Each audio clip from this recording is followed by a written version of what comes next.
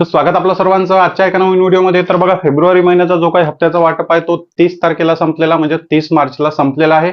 31 मार्चला कोणत्याच लाडक्या बहिणींच्या खात्यामध्ये पैसे जमा झालेले नाही आणि 31 मार्चला जे आहे ते EKYC ची शेवटची तारीख सुद्धा आहे. EKYC 31 मार्च पासून बंद होणार आणि तुम्ही कोणत्याच लाडक्या बहिणी दुरुस्तीची KYC करू शकणार नाही. पण बघा, वाटप संपल्यानंतर महत्वाची अपडेट जी आहे ते पुढे आलेली आहे की 71 लाख बहिणींचे पैसे जे आहे ते फेब्रुवारी महिन्यामध्ये आलेले नाही. 71 लाख बहिणी. या 71 लाख बहिणीमध्ये बघा, नोव्हेंबरमध्ये काही बहिणी, डिसेंबरमध्ये काही बहिणी, जानेवारीमध्ये आणि फेब्रुवारीमध्ये असे चारही महिने पकडून स्टेप बाय स्टेप आता टोटल संख्या झालेल्या लाडक्या बहिणींची 71. बघा, जे काही चारही हप्ते बंद झाले, हे 4 हप्ते बंद होण्यामागे किंवा मग तुमचे कदाचित होऊ शकते की 2 हप्ते आले नाही, कदाचित होऊ शकते 1 हप्ता आला नाही, कदाचित होऊ शकते 4ही हप्ते आलेले नाही. यामागे 2 महत्वाचे कारण आहे. 2 ते 3 महत्वाचे कारण मी तुम्हाला सांगणार आहे. आणि मग शेवट आता तुम्हाला करायचं काय? सर्वात मोठा प्रश्न झाला की हप्ते बंद झालेले आहे, आता पैसे आम्हाला आलेले नाही. फेब्रुवारी महिन्यात कदाचित पैसे यायला पाहिजे होते पण ते आता आलेले नाही. फेब्रुवारी महिन्यापासून काही बहिणींचे पैसे बंद झालेले आहे. मग नेमकं आता करायचं काय आणि त्यावर उपाय काय आहे? आम्हाला नेमकं काय करावं लागेल, कुठे जावं लागेल आणि कशामुळे हे पैसे बंद झाले, स्टेप बाय स्टेप पूर्ण माहिती मी तुम्हाला या व्हिडिओमध्ये देणार आहे. हा व्हिडिओ तुमचा थोडा लांब होणार पण पूर्ण 100% माहिती तुम्हाला या व्हिडिओमध्ये मिळणार आहे. त्यासाठी व्हिडिओ पूर्ण पहा. कारण बघा, जे काही KYC आहे, दुरुस्तीची KYC आजपासून कदाचित बंद होणार. जर शासनाने तारीख वाढवून दिली तर त्याबद्दल अपडेट मिळणार आणि तुम्हाला सुद्धा माहित होईल की KYC ची तारीख वाढलेली आहे. आणि सर्वात महत्वाचं कारण जे आहे ते हप्ते बंद होण्याचं तुम्हाला सुद्धा माहित आहे. ते आहे सर्वात महत्वाचं कारण म्हणजे लाडकी बहीण योजनेची EKYC. जेव्हापासून जे आहे ते लाडकी बहीण योजनेची KYC सुरू झालेली आहे तेव्हापासून नोव्हेंबर, डिसेंबर, जानेवारी, फेब्रुवारी पर्यंत टप्प्याटप्प्याने लाडक्या बहिणींचे पैसे जे आहे ते बंद झालेले आहे. यामध्ये सर्वात महत्वाचं कारण आहे KYC ची चौकशी अजूनही सुरू असणे. KYC ची चौकशी अजूनही सुरू आहे आणि ज्या बहिणींची KYC चुकली आहे किंवा KYC च्या माध्यमातून शासनाकडे जो काही डेटा येत आहे, डेटा म्हणजे काय तर तुमच्या कुटुंबात एका राशन कार्डवर किती बहिणींनी अर्ज भरले, त्यामधून सुद्धा लाडक्या बहिणी अपात्र होत आहे. तुमच्या कुटुंबात KYC मधून चौकशी झाल्यानंतर सरकारी नोकरीवर कोणी आहे का, कोणी 4 चाकी कार तुमच्या घरी आहे का, किंवा कोणी ITR भरला आहे का, किंवा तुमचं उत्पन्न जास्त आहे का, या KYC च्या चौकशीमधूनच जे आहे ते सर्व चौकशी केली जाते आणि स्टेप बाय स्टेप सर्व लाडक्या बहिणींचे हप्ते बंद झालेले आहे. तर आता बघा, KYC मध्ये जरी तुम्ही पात्र असाल, तर दुसरं ऑप्शन असू शकते तुमचं DBTचं. दुसरं ऑप्शन असू शकते तुमच्या बँकेची DBT डिॲक्टिव्हेट झालेली असू शकते. कारण बघा, मार्च एंडिंग असते आणि मार्च एंडिंग मध्ये सर्व बँकांचे अकाउंट अपडेट होतात. तुम्ही जे काही DBT मध्ये आधार अपडेट केलं नसेल किंवा तुमच्या बँकेचं नाव, तुमच्या बँकेचं अकाउंट डिटेल अपडेट केले नसेल तर ते तुम्हाला अपडेट करायला पाहिजे होते मार्च एंडिंगच्या आधी. तर काही बँकांचे बघा, जे काही अकाउंट अपडेट केले जाते बँकेमध्ये, सिस्टम मध्ये सर्व काही मार्च एंडिंग नंतर अपडेट केलं जाते. त्यामुळे तुमची DBT डिॲक्टिव्हेट होऊ शकते आणि DBT डिॲक्टिव्हेट झाल्यानंतर सुद्धा भरपूर लाडक्या बहिणींचे हप्ते येत नसतात. जरी तुम्ही लाडकी बहीण योजनेची KYC बरोबर केली असेल, तुमची KYC बरोबरच असेल, त्या ठिकाणी काहीच प्रॉब्लेम नसेल, तर दुसरं कारण असते बँकेची DBT मध्ये जर तुमचं आधारवर नाव किंवा तुमच्या बँक अकाउंटवर नाव जर अल्फाबेटिकली सारखं नसेल किंवा तुम्ही खूप जास्त दिवसापासून व्यवहार केला नसेल किंवा दुसरं इतर कोणतंही कारण असू शकते की तुमचं जे आहे ते DBT डिॲक्टिव्हेट झालेलं आहे आणि DBT डिॲक्टिव्हेट झाल्यामुळे सुद्धा भरपूर लाडक्या बहिणींचा लाभ जो आहे तो थांबलेला असू शकतो. मग आता तुमच्या बँकेमध्ये DBT ऍक्टिव्हेट आहे का, त्यासाठी तुम्हाला ऑनलाईन तुम्ही आधार नंबर आणि मोबाईल नंबरवर येणारा OTP टाकून चेक करू शकता की तुमचं DBT बँकेमध्ये ऍक्टिव्हेट आहे का. त्या टॉपिकवर आपल्या चॅनलवर व्हिडिओ टाकलेला आहे, तो व्हिडिओ तुम्ही पाहू शकता. तर आता बघा, ओव्हरऑल प्रॉब्लेम तोच आहे की मग कोणत्या तरी कारणामुळे जे आहे ते पैसे बंद झालेले आहे. जर DBT डिॲक्टिव्हेट असेल तर तुमचे लगेचच दुसऱ्या महिन्यापासून पैसे सुरू होऊ शकतात.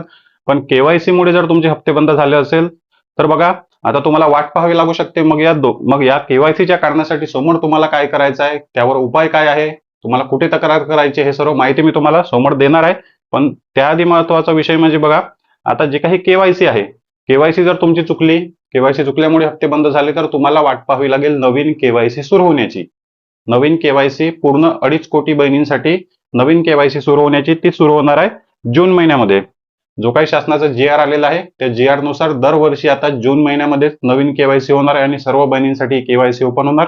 ही KYC केल्यानंतर कदाचित तुमचा लाभ पुन्हा सुरू होण्याची शक्यता आहे. त्यासाठी तुम्हाला 2 ते 3 महिने जे आहे ते आता वाट पाहावी लागू शकते. हे तेव्हाच शक्य आहे जर शासनाने लाडकी बहीण योजनेमधून तुमचे आधार क्रमांक डिलीट नाही केले तर.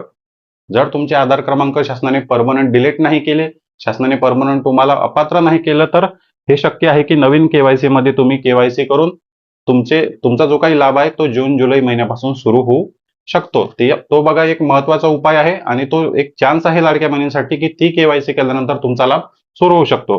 त्यानंतर बघा आता सर्वात महत्वाचा पॉईंट म्हणजे काय, तर आता आम्हाला माहीतच होत नाही की आमचे पैसे कशामुळे बंद झाले. भरपूर लाडक्या बहिणींकडे आयडी पासवर्ड नाही किंवा आयडी पासवर्ड टाकून सुद्धा काहीच फायदा नाही, त्यावर माहीत होत नाही. मग दुसरं महत्वाचं ऑप्शन आहे, फेब्रुवारी महिन्यापासून हप्ते बंद झाले किंवा 2, 3, 4ही महिने आम्हाला आलेले नाही. तर काही बहिणींनी जे आहे ती आधीपासूनच केवायसी केली नव्हती, त्यांना माहीतच नव्हतं की केवायसी करायची आहे, त्यामुळे जे आहे ते नोव्हेंबर, डिसेंबर, जानेवारी, फेब्रुवारी सर्व हप्ते बंद झाले. त्या बहिणींना सुद्धा नवीन केवायसी सुरू होण्याची वाट पाहावी लागेल. आता सर्वात या ठिकाणी बघा, आता शेवटचे 2 उपाय आहे. सर्वात शेवटचे 2 उपाय मी तुम्हाला सांगतो. जर केवायसी मुळे हप्ते बंद झाले की नाही याबद्दल तुम्हाला डाऊट असेल किंवा त्यामागे कारण काय आहे, हप्ते बंद होण्यामागे कारण काय आहे, फक्त हे तुम्हाला माहीत होते या ठिकाणी महिला व बाल विकास विभाग कार्यालयामध्ये. त्या ठिकाणी आधार क्रमांक घेऊन गेल्यानंतर तुम्हाला ते लोक स्पष्ट सांगतात की या कारणामुळे तुमचे हप्ते जे आहेत ते शासनाने बंद केलेले आहे, या कारणामुळे हप्ते बंद केले. पण त्या ठिकाणी तुम्हाला कोणत्याच प्रकारची ऑनलाईन तक्रार किंवा मदत मिळत नाही. फक्त ते तुम्हाला सांगतात की या कारणामुळे शासनाकडून हप्ते बंद करण्यात आलेले आहे, तुमचं आधार कार्ड घ्या आणि आता तुम्ही घरी जाऊ शकता. पण ऑनलाईन पद्धतीने तक्रार सुद्धा तुम्ही करू शकता, हे तुम्हाला ते लोक सांगत नाही. पण ऑनलाईन पद्धतीने तक्रार करण्याचं माध्यम सुद्धा शासनाने लाडकी बहीण योजनेच्या eKYCच्या वेबसाईटवरच दिलेलं आहे. बघा, मी 2 ते 3 महिन्याआधी सुद्धा 1 ते 2 व्हिडिओ टाकलेले आहे. त्या व्हिडिओमध्ये मी तुम्हाला ऑनलाईन तक्रार कशी करायची ते सांगितलेलं आहे. पण त्या प्रोसेसमध्ये जे काही मी तक्रारी केल्या, फेब्रुवारी महिन्यामध्ये त्या बहिणींचा लाभ सुरू झालेला आहे. फेब्रुवारी महिन्यामध्ये जे आहे ते त्या बहिणींचा लाभ सुरू झालेला आहे. त्यामुळे मी तुम्हाला प्रत्येक हप्त्यामध्ये म्हणत असतो की ऑनलाईन पद्धतीने तक्रार करा, ऑनलाईन पद्धतीने तक्रार करा, त्यावर तुम्ही दुर्लक्ष करू नका. ऑनलाईन पद्धतीने जर तुम्ही तक्रार केली तर डायरेक्ट मंत्रालयामधून तुमचा जे काही तक्रार आहे ते चेक केले जाते. तुमची तक्रार जिल्हा किंवा तालुक्याच्या ठिकाणी चेक होत नाही, डायरेक्ट जे काही महिला व बालविकास विभागाचं हेड ऑफिस आहे, मंत्रालय आहे, त्या ठिकाणावरून तुमची तक्रार चेक केल्या जाते आणि तिथून जर तुम्ही पात्र असाल, ते लोक तुमच्या अर्जाची पुन्हा चौकशी करतात. त्या ठिकाणी जर तुम्ही पात्र असाल तर तुमचा अर्ज केवायसी मधून पात्र केला जातो. फक्त तुम्ही केवायसी केलेली असली पाहिजे. तुम्ही केवायसी केलेली असली पाहिजे. बघा, आता जसं मी प्रत्येक व्हिडिओमध्ये मी तुम्हाला एक्झाम्पल देऊन सांगितलेलं आहे, जे काही आपण जुन्या व्हिडिओमध्ये तक्रारी केलेल्या होत्या ती तक्रार बघा रिझॉल्व्ह झालेली आहे. सर्व तक्रारीचं उत्तर या ठिकाणी शासनाने दिलेलं आहे. आणि शेवटची एक तक्रार आपण पाहू जी रिसेंटली टाकलेली होती. बघा, या ठिकाणी तक्रारीचं उत्तर जे काही आलेलं आहे ते या ठिकाणी शासनाकडून आलेलं आहे. म्हणजे तुम्ही जर तक्रार केली तर निदान शासनाकडून तुम्हाला एकतर मदत केल्या जाईल किंवा सांगितलं जाईल की आता तुम्ही पात्र होऊ शकत नाही, काहीतरी उत्तर तुम्हाला त्या ठिकाणी मिळेल. पण विनाकारण जर शासनाकडून तुम्हाला अपात्र केला गेला असेल तर कदाचित तुमचा पुन्हा शासनाकडून लाभ सुरू केला जाऊ शकतो. त्यामुळे मी तुम्हाला नेहमी म्हणत आहे की ऑनलाईन तक्रार करा, ऑनलाईन तक्रार करा. तर या ठिकाणी बघा, ज्या अधिकाऱ्याने तक्रार चेक केली त्या अधिकाऱ्याचं नाव या ठिकाणी आहे. तारीख सुद्धा तुम्ही या ठिकाणी पाहू शकता, तारीख तुम्हाला दिसत आहे. आणि या ठिकाणी काय म्हटलं आहे की एका कुटुंबामध्ये 2 पेक्षा जास्त फॉर्म भरले असल्यामुळे मंत्रालयातून हा अर्ज रद्द करण्यात आलेला आहे.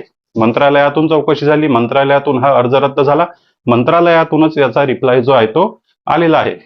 मंत्रालयातूनच याचा रिप्लाय आला.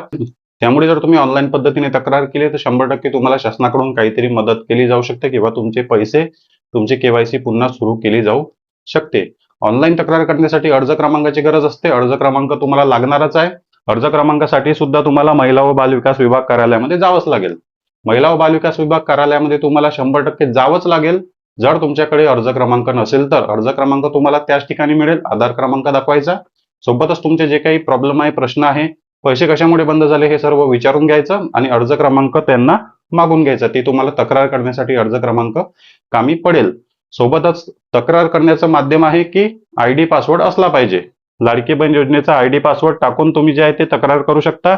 त्यासाठी तक्रार करण्यासाठी कोणत्याही व्यक्तीकडे आयडी पासवर्ड असेल, तुमच्या एरियामध्ये तुमच्या शेजारी किंवा आधार केंद्र, सेतू केंद्र आहे, मित्रमैत्रिणी कोणीही मुख्यमंत्री माझी लाडकी बहीण योजनेचे अर्ज ऑनलाईन पद्धतीने भरले असेल, त्यांच्याकडे आयडी पासवर्ड असेल तर त्यांच्या आयडी पासवर्ड वरून सुद्धा तुम्ही तुमच्या अर्जाची तक्रार करू शकता.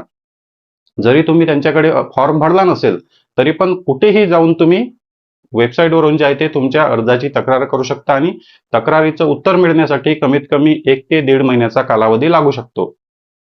मग तक्रार करणे यासाठी महत्वाचे आहे की जून महिन्यापासून मग केवायसीची पुन्हा मग जून महिन्यापासून शासनाकडून केवायसी सुरू केली जात आहे. मग त्या केवायसी मध्ये तुमचा आधार क्रमांक येईल की नाही हे सुद्धा सांगू शकत नाही. त्यामुळे मग 1.5 महिन्यामध्ये जर तक्रारीचं उत्तर तुम्हाला मिळत असेल आणि कदाचित जर तुम्हाला चान्स मिळाला की तुमचे हप्ते सुरू झाले तर तुमच्यासाठी तो फायद्याचा विषय होऊ शकतो. त्यामुळे मी प्रत्येक व्हिडिओमध्ये सांगितलं की ऑनलाईन पद्धतीने तक्रार करा आणि जे काही महत्वाचा पॉईंट होता या ठिकाणी, तुमचे हप्ते का आलेले नाही, तुम्हाला त्यासाठी उपाय काय आहे, कशामुळे तुमचे हप्ते बंद झाले, किंवा आता तुम्ही समोर काय करू शकता, तुमची केवायसी आता पुन्हा कधी सुरू होणार आहे, या सर्व प्रश्नांचं उत्तर तुम्हाला मिळालेलं असेल. या सर्व प्रश्नांचं उत्तर तुम्हाला मिळालं असेल आणि नोव्हेंबर, डिसेंबर, जानेवारी हप्ता जर आला नाही तर हे जे काही मी महत्वाचे तुम्हाला 2 ते 3 कामं सांगितलेले आहे ते नक्की चेक करा आणि त्यानंतर जे काही उपाय सांगितले त्या उपायावर सुद्धा तुम्हाला काम करायचं आहे. या व्यतिरिक्त दुसरा कोणताच मार्ग नाही. आणि याबद्दल तुमच्या मनात काही प्रश्न असतील तर कमेंट बॉक्समध्ये विचारा. चॅनलवर नवीन असाल तर व्हिडिओला लाईक आणि चॅनलला सबस्क्राईब नक्की करा. भेटूया नेक्स्ट व्हिडिओमध्ये.